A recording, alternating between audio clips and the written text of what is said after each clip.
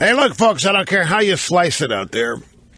There's a degree of panic and concern on the Democrat side about Trump versus Hillary.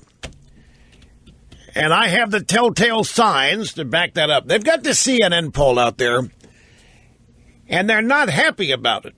Now, the drive-bys are trying to present it as though it is just wonderful news for Hillary, but it isn't.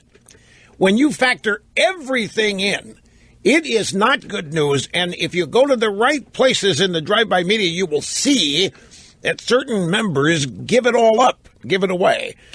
The way to look at this is, given the apparent, see, everything here is apparent. Everything's being judged. They're judging Trump by the same old standards that you judge every other normal politician by. You can't do that. So they're looking at Trump and the fact he doesn't have any money compared to Hillary. They're looking at Trump and they don't see a campaign organization. They look at Trump and it's a big deal that he fired somebody. Big whoop. People get fired in campaigns all the time for all kinds of different reasons. But they're looking at all this stuff, and they're thinking, this guy isn't even serious. Then they go over to the Republican side, and they see that there's a near mutiny in there. At the convention, they're still plotting ways to overthrow Trump. Given that, Hillary ought to be up 70-30. And she's barely up above the margin of error. And in certain areas of the CNN ORC poll, Trump is cleaning her clock. This poll is not satisfying. It is not uplifting. It is not pleasing to the Democrats. They're only acting like it is. And here's the dead giveaway. This is the CNN headline on their own poll.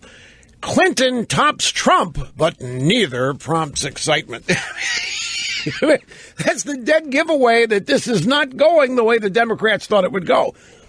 They have been thinking since last June. By the way, greetings, Rush Limbaugh here.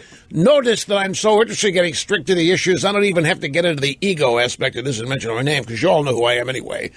And by now, you all know the phone number, 800-282-2882.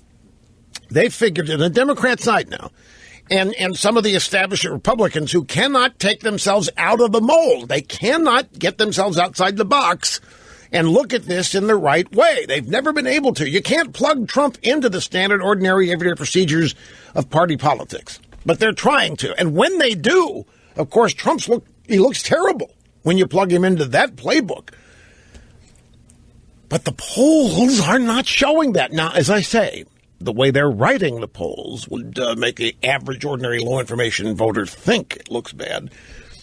But to us seasoned veterans here, the Democrats, excuse me a second, the Democrats have been thinking privately, there have been some exceptions to this, privately the Democrats have been thinking ever since Trump first insulted Mexicans and McCain that this is going to be a cakewalk.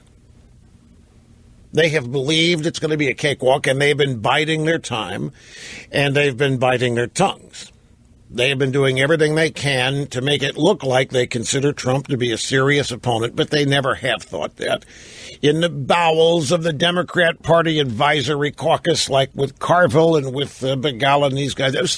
Now, Carville may have been up to speed on this in the beginning. He may have had a proper level of concern about it.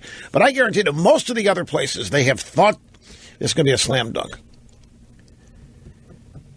And the Democrats, they've gone through their own ups and downs. You get crazy Bernie over here. Hillary couldn't close that out without monkeying with the rules and using the elites playing their power card over there. So, but the way they look at this, Hillary should have been running away with this. Should be over. The polls that are up there right now should show Trump with no chance whatsoever. It's just not the case.